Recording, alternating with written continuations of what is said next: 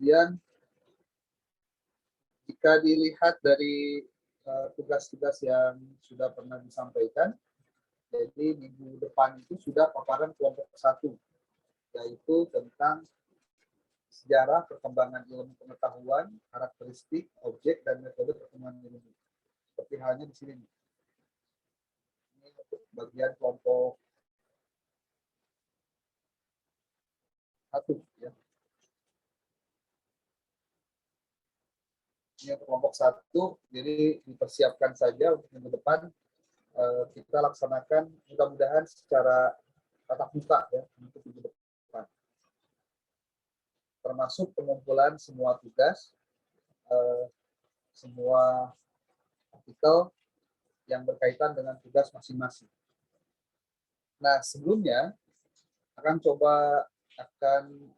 berikan petunjuk bagaimana cara untuk melakukan penulisan secara benar untuk materi ini.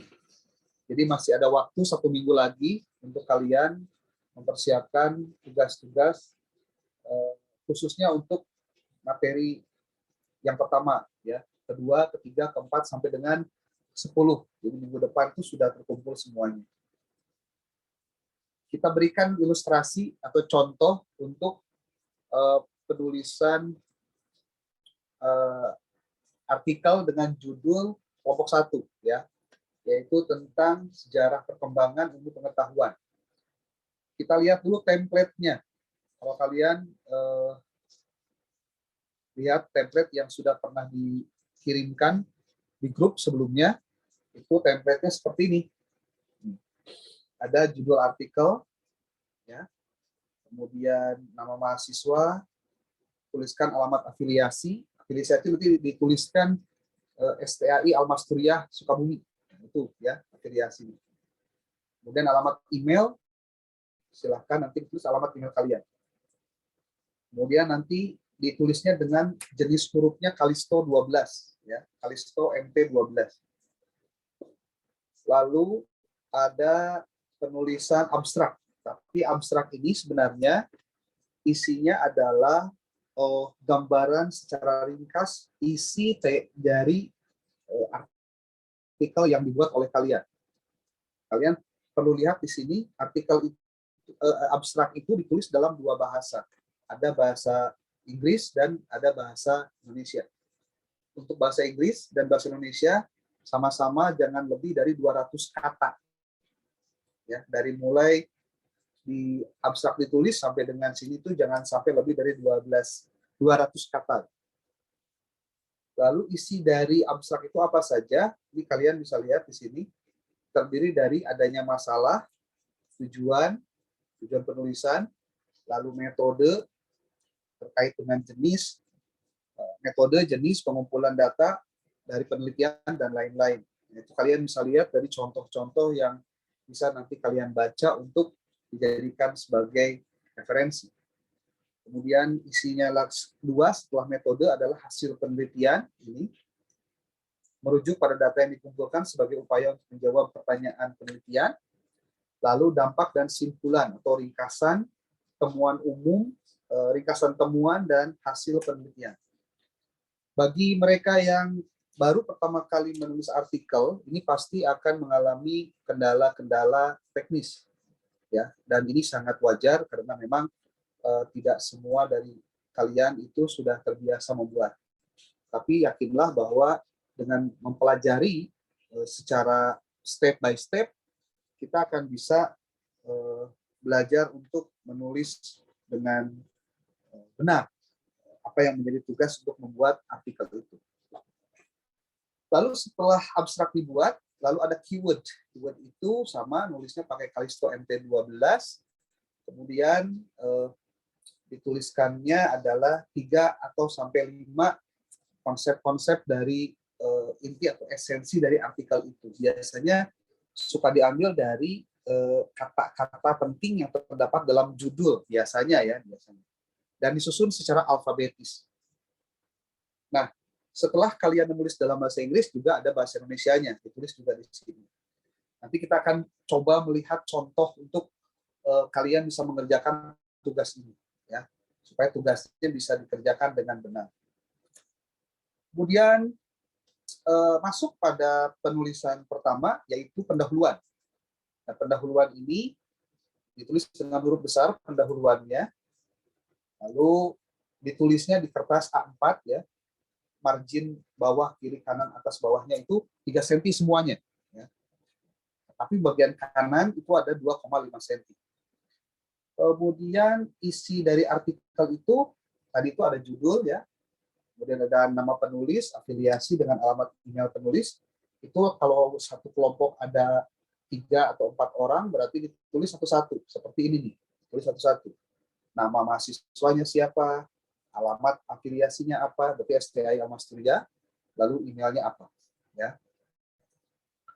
Lalu, apalagi, susunannya itu, tadi ada judul artikel, nama penulisnya, abstrak, ada Inggris Indonesia, kemudian ada keyword atau kata kunci, lalu setelah itu ada pendahuluan, lalu ada metode, ada hasil dan pembahasan, dan simpulan. Tidak perlu ada kata ucapan terima kasih, jadi setelah beres membuat simpulan, lalu masuk ke bagian terakhirnya yaitu daftar pustaka. Bikin daftar pustaka di sini. Nah, lalu berikan nomor halaman pada kertas kalian. Ya. Untuk halaman pertama, angka ditulis di bawah bagian tengah. Untuk halaman selain pertama, angkanya ditulis pojok kanan atas. Tuh. Jadi perlu diperhatikan nih, penulisan nomor kalau halaman pertama itu di bagian tengah bawah. Kalau di halaman kedua dan seterusnya itu di pojok kanan atas penulisannya. Semua teks kalau ada kalian mengutip teks, naskah, gambar, tabel dalam bahasa Inggris, untuk artikel bahasa Inggris juga kalau dalam bahasa Arab ya tulis dalam bahasa Arab ya namanya itu atau sumbernya, harus dalam bahasa Indonesia juga dalam bahasa Indonesia untuk artikel yang berbahasa Indonesia. Jadi pengutipan sesuai dengan ininya apa? Sesuai dengan sumbernya. Lalu artikel itu, ini juga ada penjelasan. Artikel itu dibuat dalam huruf Kalisto 12, kalian bisa lihat. Panjang untuk gambar tabel, pokoknya isinya itu adalah 6.000 sampai 8.000 kata. Dari mulai judul sampai dengan semuanya, pokoknya 6.000 sampai 8.000 kata. Di luar daftar pustaka ya. Ini perlu di sini. Misalnya di luar daftar pustaka, saya harus tuliskan di sini. Kata termasuk, tidak termasuk daftar pustaka. Kalau daftar pustaka tidak perlu dihitung menjadi 8.000 kata. Nah, gaya pengutipannya menggunakan Chicago Manual of Style 17 edition, full note, referensi menggunakan manajer Mendeley, referensi manajer Mendeley. Kalian perlu untuk coba belajar untuk menguasai tentang Mendeley ini. Caranya gampang banget. Kalian tinggal nonton banyak video-video YouTube. Kalian tulisnya referensi Mendeley, bagaimana tutorial untuk Mendeley yang terbaru, ya. Kalian perlu lihat di sini. Di sini ada dua apa? Ada dua Mendeley. Kalian lihat ini yang bagian ini nih. Yang bagian nih, akan bawa ke sini ya, ke tengah nih. Ini yang lama nih, yang jadul, ya. Disebutnya atau tulisannya judulnya Mendeley Desktop. Mendeley Desktop ini kalau diinstal dari mendeley.com itu bisa digunakan dalam keadaan offline. Beda dengan yang ini satu lagi, ada Mendeley Reference. Nah ini nih, yang satu lagi nih ya, yang sebelah kanannya. Nah, ini biasanya tidak bisa digunakan kalau dalam keadaan offline, tapi harus online. Maka oleh sebab itu perlu belajar dari YouTube. Kalian perlu dibuka saja di YouTube di sini. Contoh nih, YouTube. Ya, sebelum kita masuk ke materi, kita coba paparkan dulu tentang bagaimana cara penulisan ini. Nih, di sini tinggal tulis tutorial Mendeley versi terbaru. Nah ini, kalau ini kayaknya masih lama-lama nih, yang 1 tahun. Ngambilnya yang 1 bulan lalu, ya. Jadi Mendeley terbaru itu namanya Mendeley Reference Manager. Namanya aja udah beda, ya. Tapi pasti tetap Mendeley. Jadi di sini ditulis Manager Reference terbaru. Nih, nah kalau yang ini bisa dipelajari langsung nih. Nah, ini yang terbaru nih. Coba kalian nanti download deh. Ini bisa dipelajari, ya. Lalu di sini juga bisa nih tutorial Mendeley Reference Manager 2022 lengkap. Ya, sebab ini penting juga buat kalian kalau untuk menyusun artikel. Termasuk nanti kalau buat skripsi juga bisa membantu sebenarnya, ya. Oke, ini tugas kalian juga untuk belajar Mendeley. Lalu setelah itu apa? Di sini ada di sini. Dalam penulisan artikel, dalam artikel ini diwajibkan menggunakan kutipan terbaru 10 tahun terakhir. Pendahuluan harus mencakup latar belakang masalah dalam penelitian yang jelas dan singkat untuk menjelaskan kenapa masalah tersebut perlu dipecahkan, dijelaskan melalui penelitian, kajian pustaka terutama, termasuk di dalamnya ada penelitian terdahulu atau sebutnya prior research, ya. Juga ada perumusan masalah, ada teori juga, ada tujuan, dan tidak perlu ada hipotesis karena ini bukan penelitian kuantitatif. Jangan lupa mencantumkan sumbernya. Itu untuk bagian pendahuluan. Nanti kita lihat contohnya. Kemudian yang kedua, penulisan metode juga bahasa hurufnya. Metode terdiri dari deskripsi tentang jenis penelitian, pengumpulan data, sumber data, tipe data, dan analisis data. Ini ditulis dalam bentuk paragraf, jangan lupa dicantumkan sumbernya, sama juga dituliskan sumbernya.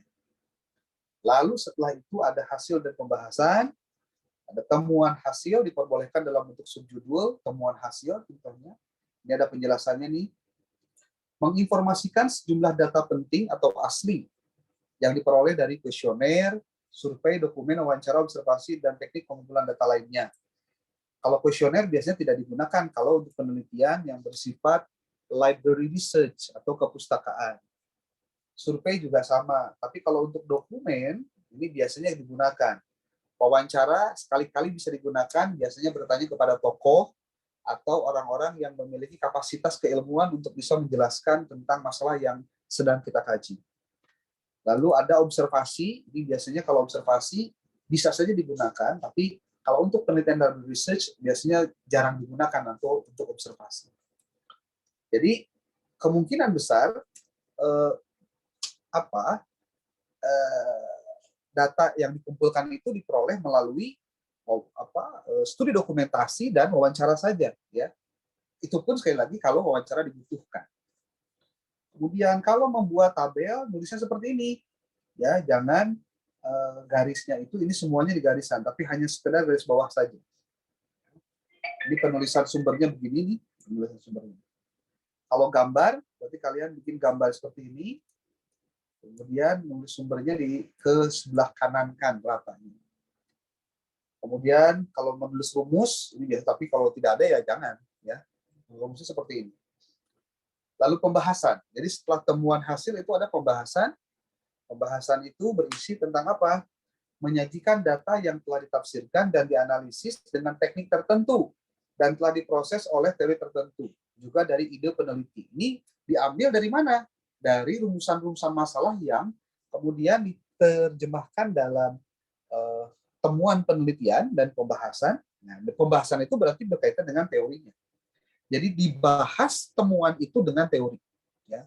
Nah, kalau kalian masih kebingungan dengan istilah-istilah begitu, kalian bisa cek nanti dalam penulisan artikel ilmiah. Apa yang dimaksud dengan pembahasan dalam hal ini. Gaya pengutipan itu menggunakan Chicago Manual of Style 17th edition full note sama, dan tuliskan halamannya. Jangan lupa tulis halamannya nanti secara manual saja, ya. Nanti kalian bisa cek di dalam YouTube bagaimana cara memberikan penulisan halaman secara manual. Nanti ada tutorial. Lalu bagian terakhir, bukan terakhir ya, bagian selanjutnya adalah ini sebutnya tuh simpulan. Nah, kalau simpulan ini berarti tulis dengan ringkas dan jelas hasil penelitian, kemudian jelaskan konsekuensi logisnya dalam mengembangkan sains teoritis dan praktis pendidikan. Simpulan tidak diidentasi dan juga tidak di pointer, tapi dalam bentuk narasi atau paragraf. Simpulan itu biasanya kristalisasi, ya. Isinya itu kristalisasi dari pernyataan-pernyataan penting yang kamu dapatkan dalam temuan penelitian, yang kemudian dibahas dengan pembahasan penelitian. Simpulannya itu adalah melengkapi gambaran dari peneliti mendapatkan bahan apa yang sudah dia dapatkan dari hasil kajian dia. Oke, untuk selanjutnya ditulis juga daftar pustaka. Daftar pustaka ini ditulis dengan menggunakan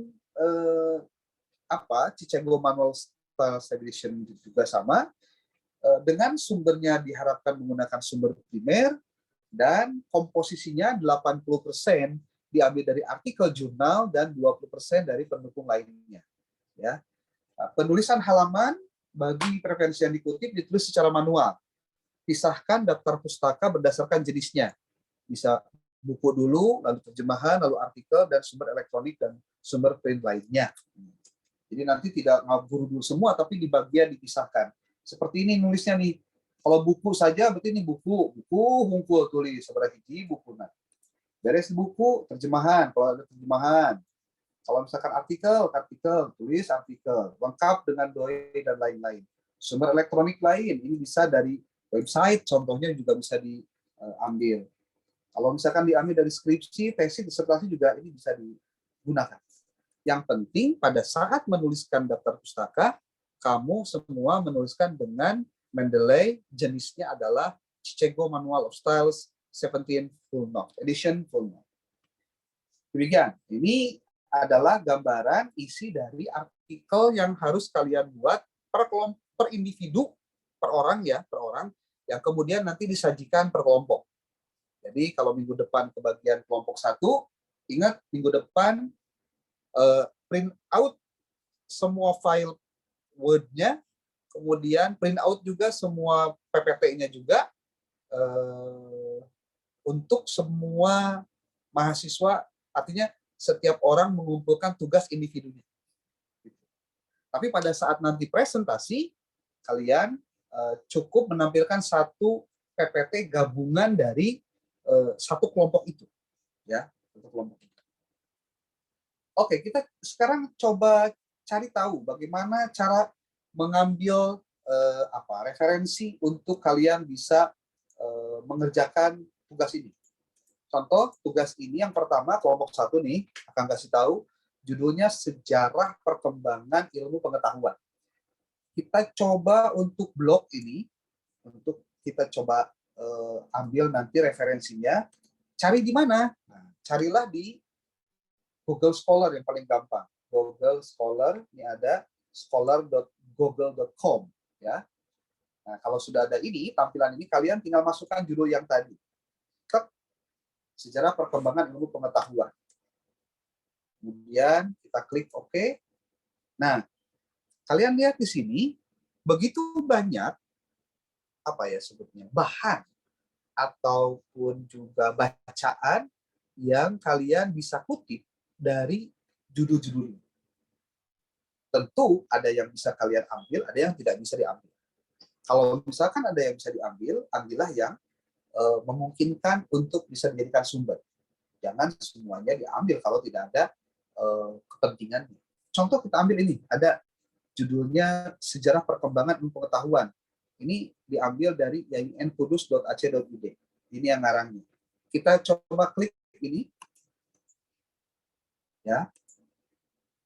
Nah, berarti ini ngambilnya dari artikel jurnal nih kalau sudah begini. Sejarah Perkembangan Ilmu Pengetahuan. Dari mana ini kemudian kalian ambil? Nih, kalian klik ini, ada PDF bahasa Indonesia. Klik. Nah, tuh sudah bisa langsung ketemu ininya apa? Oh, ini akan coba bantu untuk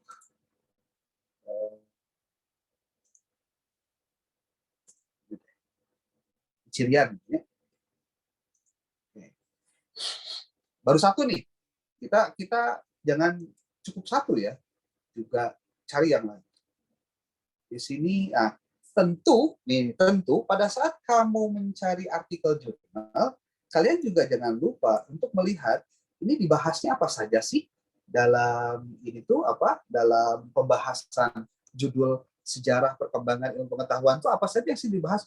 Oh, pertama karakteristik, kedua objek, ketiga metode pengembangan ilmu. Nah, ini pun bisa kamu cari satu persatu untuk kalian masukkan ke dalam pencarian di Google Scholar. Contoh, di sini kamu harus mencari tentang karakteristik ilmu karena dalam pembahasan sejarah perkembangan ilmu pengetahuan ada pembahasan tentang karakteristik. Oh, kalau gitu saya harus mencari ya tema tentang karakteristik ilmu. Berarti kamu cek juga di sini. Masuk Google Scholar lagi. Google Scholar scholar.google.com ya. Lalu kamu di sini cek masukin karakteristik ilmu. Nah, di sini masukin. Nah, di sini kalian bisa lihat nih hasilnya. Ternyata banyak sekali yang sudah nulis. Ada karakteristik ilmu hukum dan lain-lain. Tapi kamu harus mencari yang sesuai dengan karakteristik judulnya. Judulnya apa? Sejarah perkembangan ilmu pengetahuan. Oke, coba dilihat lagi di sini. Kalau nggak ada, lihat yang lain. Terus saja begitu untuk mencari sumbernya tuh kayak gitu, mencari sumber-sumber untuk kalian bisa lakukan proses yang mendalam ya. Karena namanya penelitian library research itu ya harus banyak membaca referensi, bukan hanya satu dua buku saja. Di sini ternyata kita tinggali aja judul tentang karakteristik ilmu nih, atau kalau enggak karakteristik ilmu pengetahuan coba. Oh, di sini ternyata ada tentang filsafat ilmu. Kamu boleh, ini boleh kamu apa sebutnya tuh, kamu boleh download juga. Ya. Nih. Oh, ternyata kalau ada tulisan begini, ini nggak bisa nggak bisa download karena restricted. Ini biasanya dikunci ya. Ini biasanya dikunci. Tapi ada juga nih ilmu pengetahuan sosial dan berbagai paradigma dalam kajian akuntansi. Oh, akuntansi beda berarti, nggak usah dicari. Ada lagi karakteristik hukum, sosiologi, konsep dan teori. Ada lagi karakteristik pendidikan Kristen, enggak juga. Kemudian apa di sini? Hubungan tes ilmu pengetahuan, karakteristik. Susah. Oke deh, kalau susah cari aja yang lain. Apa yang lain? Lihat di sininya. Oh, ada objek ilmu, ada metode pengembangan ilmu. Udah coba metode pengembangan ilmu dulu deh. Nah, kamu silahkan mencari itu. Nah, jadi jangan diam di satu kejadian kamu nggak dapat bahannya, kemudian kamu tidak mencari yang lain. Nah, di sini nih tuh lihat. Metode pengembangan ilmu. Di sini ada nih. Nah, kalau ini boleh nih, ilmuwan, etika, dan strategi pengembangan ilmu pengetahuan Indonesia. Paling tidak bisa jadi bahan bacaan. Ya. Lalu ada lagi pengembangan sistem. Oke, ini nggak masuk. Ini juga sama. Paling tidak di sini harus ada nih. Dalam filsafat ilmu. Nah, kalau itunya bisa begini ya. Nah, ini bisa nih. Filsafat ilmu dan metode research. Minimal buat bacaan, kamu bisa download ini. Ya. Metode pengembangan ilmu dalam filsafat ilmu. Saya download, masukin ke sini.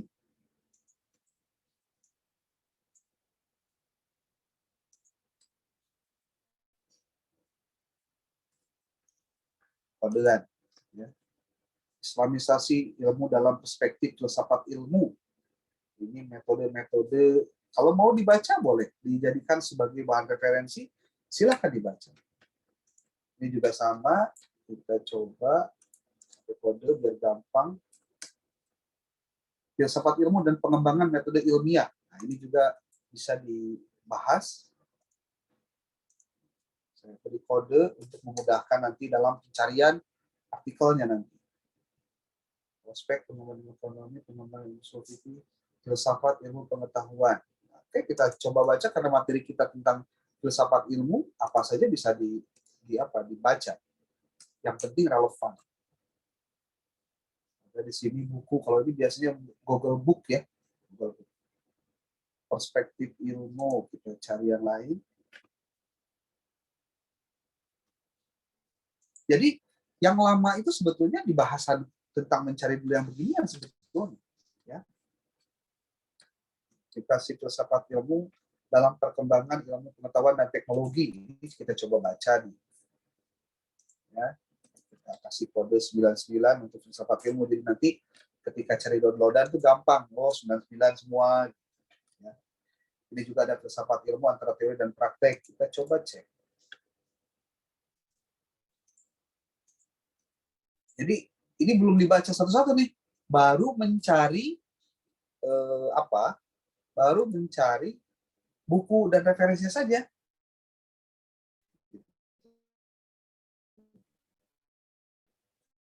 Dan ini biasanya jarang dilakukan. Jadi biasanya malah mu aya mahasiswa teh rata-rata tugas anu dikumpulkan sehingga tidak membuat apa? Tidak membuat artikel, tidak membuat tugas. Karena apa? Karena dia sudah mencari artikel yang sudah persis sama ada di internet. Baru karena beren wali cek hanya hoan. Sini ada di peranan filsafat ilmu dalam pengembangan ilmu hukum. Oke, terlalu jauh lah. Ini boleh nih. Pengembangan ilmu fikih dalam perspektif filsafat ilmu. Nanti kita kaitkan, mungkin ada teori-teori yang bisa dikaitkan dengan judul kalian.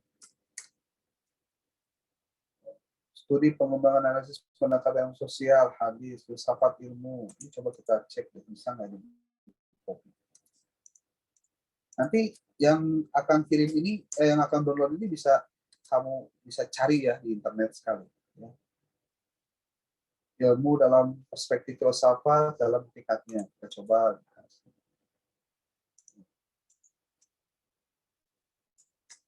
Peranan filsafat ilmu dalam pengembangan metode ilmiah. Tuh, ini ada pengembangan. Sumbangan filsafat ilmu pengetahuan bagi pengembangan ilmu hukum pengetahuan. Ini juga download saja.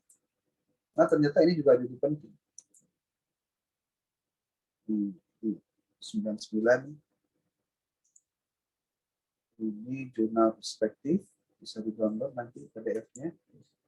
Jadi ternyata salah satu kelemahan mahasiswa saat ia menulis artikel tugas-tugas dari dosen adalah mahasiswa tersebut tidak mencari dulu sumbernya, tidak membaca dulu sumbernya, dan tidak mengerjakan tesis atau artikelnya. Karena apa? Dianggapnya sudah selesai.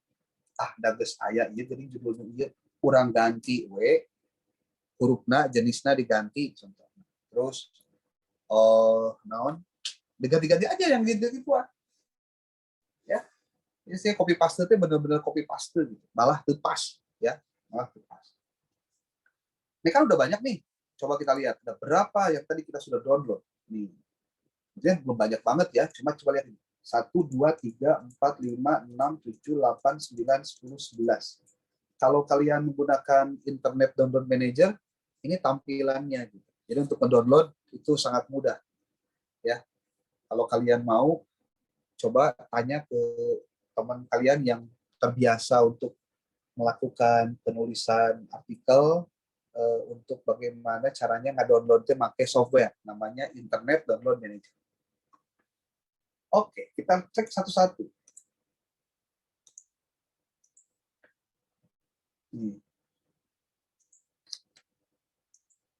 Filsafat. Oh, ini ternyata buku loh. 268 halaman. Luar biasa. Tuh. Ya, ternyata kita sudah dapat referensi berupa buku. Alhamdulillah, berarti kita bisa secara leluasa membacanya. Oke, di filsafat ilmu apa? Tapi judulnya apa tadi yang kita cari untuk kelompok 1? Sejarah perkembangan ilmu pengetahuan. Ada nggak di sini sejarah? Kan begitu. Kalau nggak ada, berarti yang paling gampang nih, akan kasih tahu ya. Yang paling gampang adalah kamu lihat apa yang kamu cari di sini, sejarah perkembangan ilmu pengetahuan. Jangan semuanya di copy, ya. Tapi kamu ambil aja 1-2 kata. Contoh nih, ini kan filenya nih, buku ya. Kalian Ctrl F, coba tulis sejarah. Ada nggak kata sejarah dalam buku ini, atau dalam artikel ini, atau dalam file ini? Ternyata ada 16 buah kata sejarah. Kan kita butuhnya sejarah perkembangan ilmu pengetahuan. Oke, kita cari sekarang. Sejarah perkembangan ilmu pengetahuan, kita cari sejarah. Oh, sejarah perkembangan ilmu. Oh, ada. Tuh, berarti ini bisa jadi apa? Referensi. Sejarah perkembangan ilmu. Oh ya, ini nih, sejarah perkembangan ilmu. Berarti 1 poin di halaman 17 di buku ini, kalian sudah dapatkan sumber. Ya, untuk kalian harus baca dulu nih. Periode filsafat Yunani merupakan periode sangat penting dalam sejarah peradaban manusia. Oh, kalian baca dulu. Ada zaman Islam, ada kemajuan ilmu Renaissance dan modern. Tapi ingat, penulisan artikelnya harus melihat pada ini nih. Pointer ini, karakteristik, objek, metode, dan pengembangan ini. Ini yang jadi patokan breakdown materinya itu ada di sini. Ya. Jadi jangan sampai salah kaprah gitu kalau menuliskan artikel itu. Sebetulnya artikel dengan makalah biasa itu relatif sama, bedanya itu cuma di cara penyajiannya lebih sederhana, lebih fokus pada yang dimaksud dan tidak bertele-tele. Ya. Nah, terus lagi cari lagi yang kedua, apa sebutnya tuh sumbernya. Kan tadi kita banyak download nih. Nah, oh, ini artikel nih. Islamisasi ilmu dalam perspektif filsafat ilmu. Contoh judulnya itu.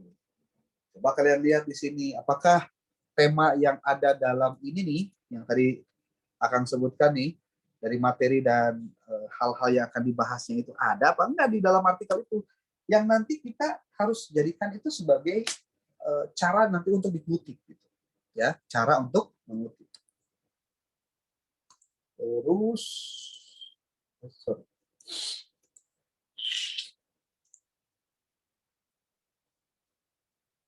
Tadi itu kita sudah membuka 2 ya. Sekarang yang ketiga nih. Nanti di cirian bagian penting untuk dikutipnya di cirian. Kemajuan sains dan teknologi, bla bla bla. Wah, ini bisa dijadikan sumber nih.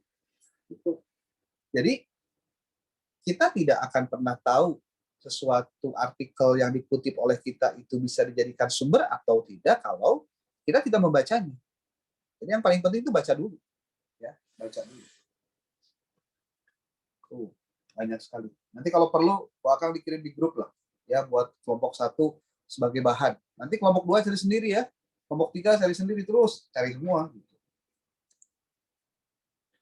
Oke, ada yang mau ditanyakan dulu silahkan. Izin bertanya, Kang. Boleh. Agar si Kana Mendelina, Kang, Kenapa? boleh kasih contoh tidak terkait boleh. Apa mengutip ya, mengutipnya. Boleh.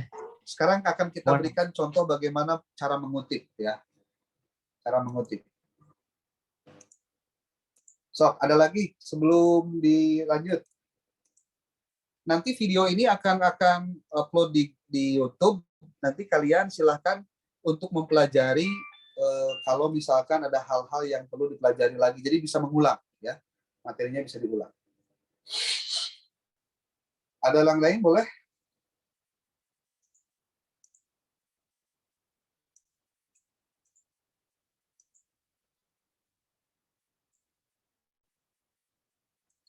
Ada? Ada yang mau ditanyakan?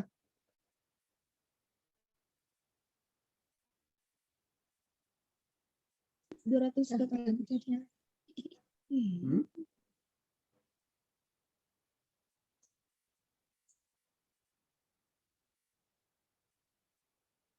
Ada pertanyaan? Boleh?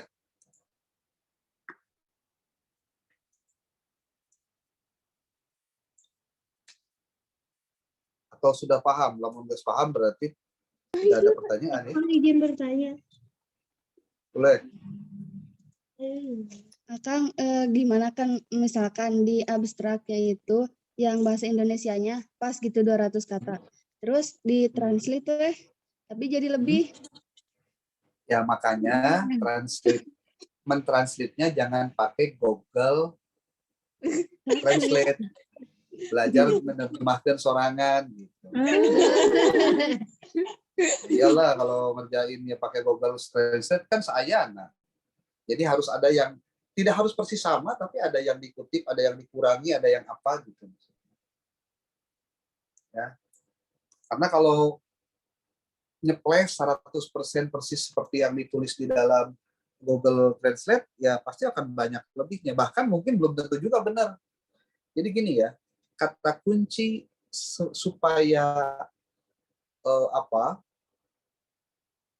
mentranslate dari Google Translate benar, caranya adalah kalian harus menuliskan bahasa Indonesianya itu sesuai dengan ejaan yang disempurnakan. EYD-nya tuh benar. Subjek, predikat, objek, kata sifat, kata benda, kata tanya, atau subjeknya, atau kata kerjanya itu aktif ataukah pasif gitu ya, bentuk pernyataannya. Itu tuh harus benar gitu. Sehingga nanti pada saat Google Translate membaca dalam sistem dari tulisan kalian, itu nanti hasilnya itu bakal benar. Jadi lamun kamu sering mendapatkan terjemahan Google Translate kok kayaknya naon teh tenyaman gitu dibacanya karena nggak jelas, itu sebetulnya bukan salah Google Translate, tapi kalian sendiri yang menuliskan kalimatnya itu tidak sesuai dengan ejaan yang disempurnakan. Jadi bahasa Google Translate mau bahasa baku, bukan bahasa biasa gitu. Oke, kita coba sekarang simulasi tentang bagaimana cara mengutip dulu ya, cara mengutip itu yang paling harus diperhatikan karena supaya jangan terindikasi plagiarisme ya. Sebentar, kita lihat dulu kutip.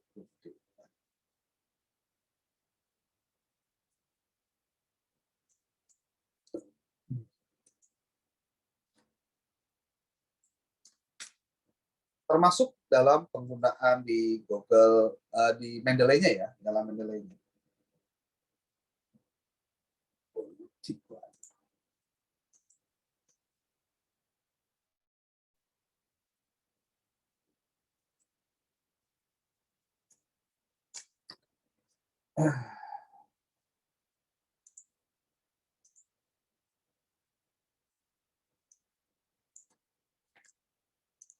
Contoh, bahkan di share screen ya.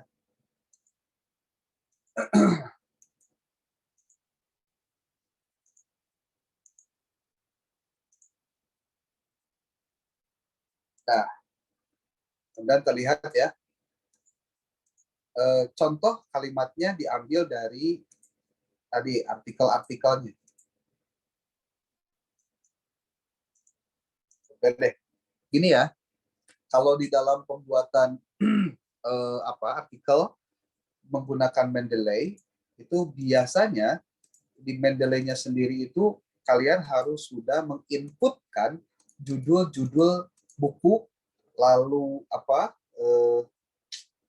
sebutnya tuh akan gunain Mendeley Desktop ya, karena lebih mudah bisa digunakan tanpa online.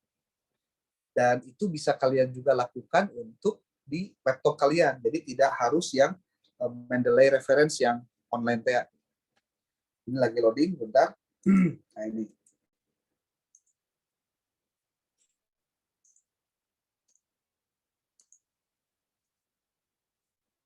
ada sebuah file untuk kita coba berbagi ya. Kalau nanti materinya belum tersampaikan, mungkin nanti akan buat malam buat materi tentang yang ini. Nanti kalian bisa pelajari melalui video ya. Jadi mungkin pertemuan sekarang itu karena waktunya sekarang sudah pukul 5:30 ya. Ini materinya cukup panjang. Ini tentang paparan pembuatan artikel dulu ya. Nah, masalah nanti tema materi Akang hari ini akan disampaikan nanti melalui video juga. Nanti kalian bisa upload saja, lihat saja di dalam itu. Oke. Bagaimana cara mengutip? Nah, ini kutip itu banyak. Ada yang cara Chicago, ada Harvard, ada yang lainnya ya. Ini kalau dibaca nanti panjang banget lah, karena ini ada 17 ini. Nah, kita lihat dulu contohnya. Contoh pengutipan. Ada gayanya, gaya apa? Nih, secara teori perlu tahu dulu ya. Gaya dari penulisan itu ada yang salah satu ciri khas membuat karya ilmiah itu adalah menggunakan kutipan dari penulis ilmiah, ilmuwan, akademisi, atau publikasi yang terkenal lain ke dalam tulisan tersebut. Gaya mengutip terkadang berbeda untuk setiap universitas ataupun jurnal nasional dan internasional. Maka kata kuncinya adalah penulis harus menyesuaikan aturan ini dengan aturan institusi. Nah, sebenarnya yang yang diterapkan di Almasturia itu dengan menggunakan sistem bukan Association Psychological bukan American Psychological Association, bukan, tapi menggunakan sistem footnote ya. Nah, makanya footnote itu kita pakai dengan menggunakan Mendeley. Itulah. Nah, ini sering ditemukan. Gaya apa tuh kayak gini nih. Nih, Faiz et al. 2013 titik. Tidak ada halamannya. Gitu. Jadi hanya nama penulis dan tahunnya saja. Itu ya, ini tidak perlu dibaca dulu. Kalau abstrak juga sama nih, tulisannya begini nih, Stoll sekian. Ya, nah, jika organisasi merupakan kumpulan orang yang terorganisir, maka pergerakan mahasiswa pada saat terjadi Arab Spring merupakan organisasi online pula. Dikutip dari Stoll tahun 2010. Itulah sebabnya membuat organisasi sekarang tampaknya lebih mudah. Ini cara pengutipannya menggunakan Stoll 2010. Cara nulisnya sih kaki aja. Ya. Lalu apa? Kan kutipan itu ada dua ya. Ada kutipan langsung, ada kutipan tidak langsung. Sekarang kutipan langsung pakai halaman. Kayak gimana nulisnya? Begini. Tapi ini kita nggak pakai nih. Karena kita menggunakan sistem apa? Kutipan, footnote gitu ya. Makanya ini hanya contoh saja untuk diperlihatkan. Ya.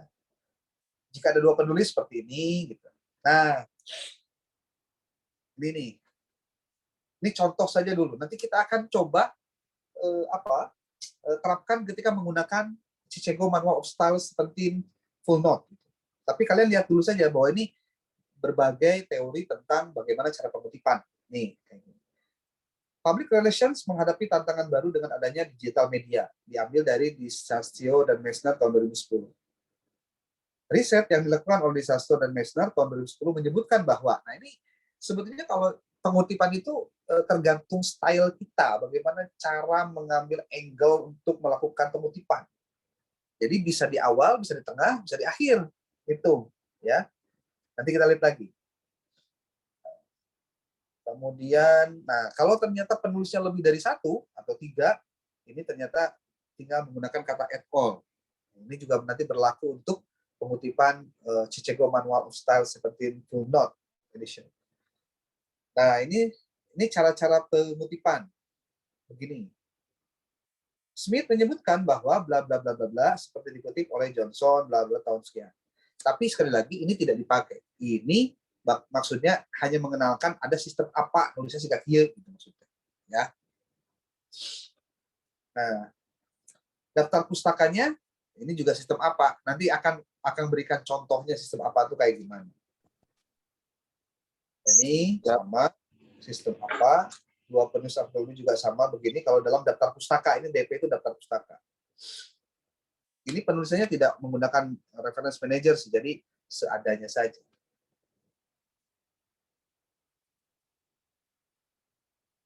Nah, sekarang kita coba menggunakan dalam bentuk ini di jurnal ya. Kita coba bikin sebuah apa ya, sebutnya sebuah contoh saja. Contoh nih, filsafat ilmu adalah bla bla bla bla bla bla bla bla bla. Kamu ngutip dari contoh yang ngarangnya itu adalah Ahmad Tafsir. Ahmad Tafsir. Nanti kita ini contoh saja dulu. Nanti kita lihat bagaimana cara nulisnya. Tanggal dan tahunnya nanti kita akan lihat. Filsafat adalah, atau cara mengutip bisa begini. Ahmad Tafsir memberikan pendapatnya bahwa yang dimaksud filsafat adalah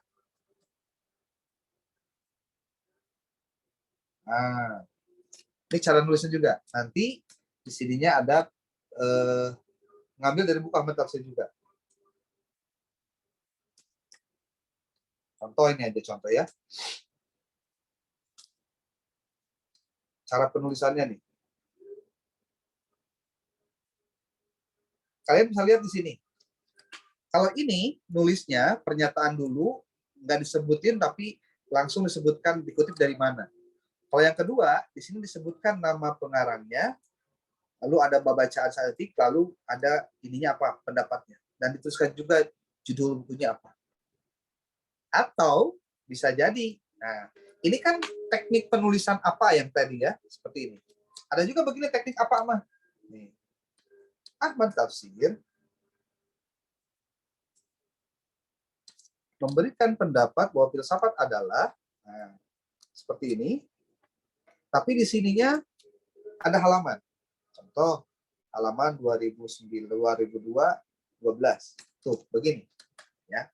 Ini sistem apa nih? Sistem apa?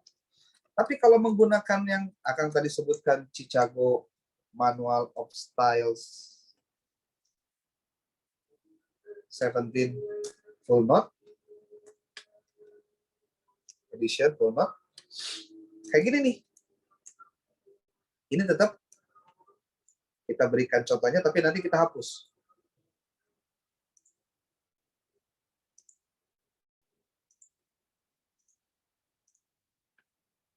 Nah, ini kita hapus. Nanti setelah titik, sebelum titik kita pakai contoh insert citation. Ambil dari buku Ahmad Tafsir contohnya. Ini filsafat ilmu nih. Nah, oke, klik.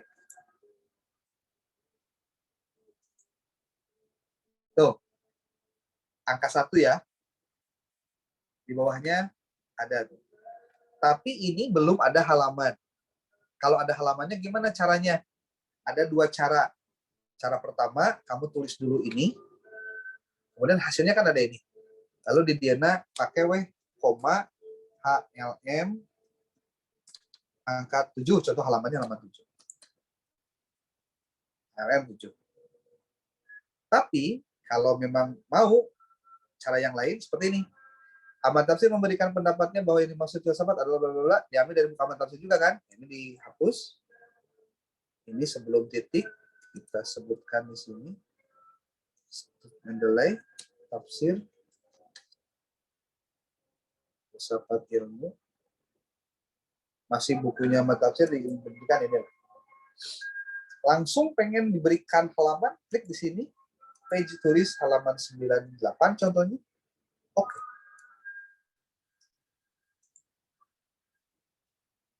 Tuh. Tapi kan ini belum ada HLM-nya. Pakai di sini HLM.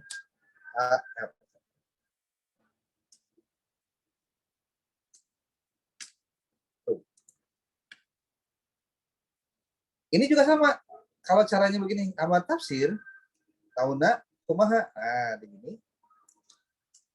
Dikutip, ditulis sumbernya teh dari ketika sudah nulis namanya. Tafsir contoh di sini.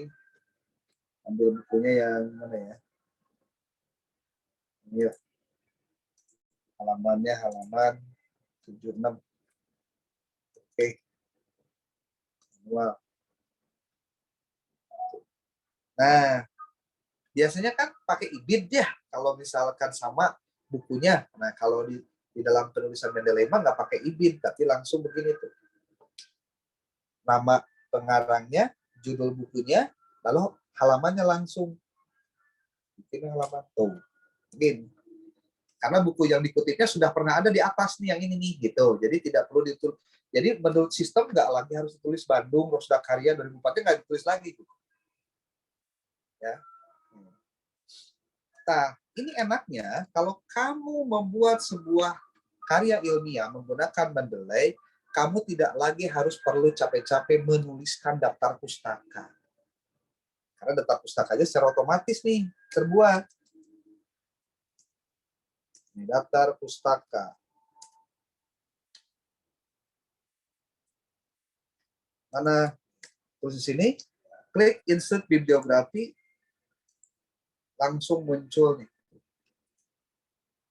Nanti tinggal kamu pisahkan. Oh ini mah buku, berarti ini buku. Nanti artikelnya mana? Terus di sini artikel gitu. Gampang nanti dipisah-pisah. Bisa dibedal-bedal kalau mau beres mah gitu.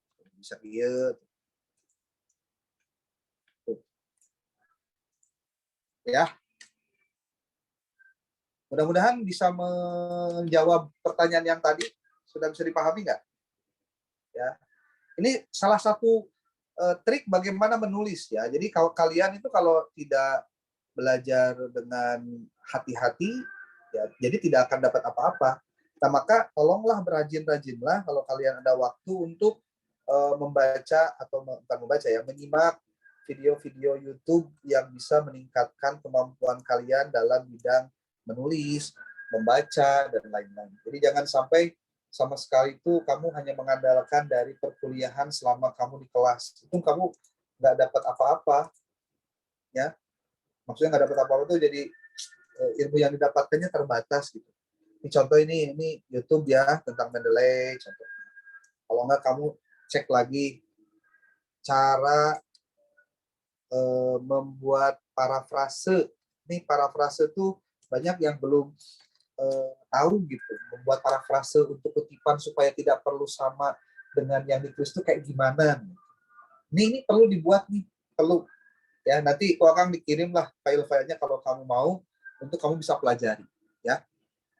Oke, akan pikir untuk materi hari ini kita stop dulu karena waktunya juga sudah mulai sore ya. Nanti malam akan coba bikin video untuk materi kita hari ini, nanti langsung di-upload di YouTube. Kamu nanti yang di pesantren yang mungkin lemot-lemot handphonenya gitu, nanti bisa nonton di di YouTube-nya. Sambil kamu bisa sambil nyesel lah gitu namanya, sambil makan sambil makan. Firman tolong bantu untuk absen hari ini, langsung dikirim di grup ya. Baik, Akang, siap. Oke. Terima kasih, ini sudah hadir berapa? 16 orang, 15 dengan dikali ada yang 4, ada yang 3, ada yang 2 ini. Yang pasti wajahnya harus. Kalau ada pertanyaan-pertanyaan, kamu bisa langsung tulis di grup. Nanti kalau bisa waktunya cepat, nanti kita respon. Mohon, Akang. Siap. Oke. Terima kasih atas kesempatannya. Nanti materinya akan disampaikan nanti malam. Nanti kalau sudah beres langsung di-upload ya. Silakan. Oke. Bismillah. Alhamdulillahirabbil alamin. Allahumma waffiq. Assalamualaikum warahmatullahi wabarakatuh. Waalaikumsalam.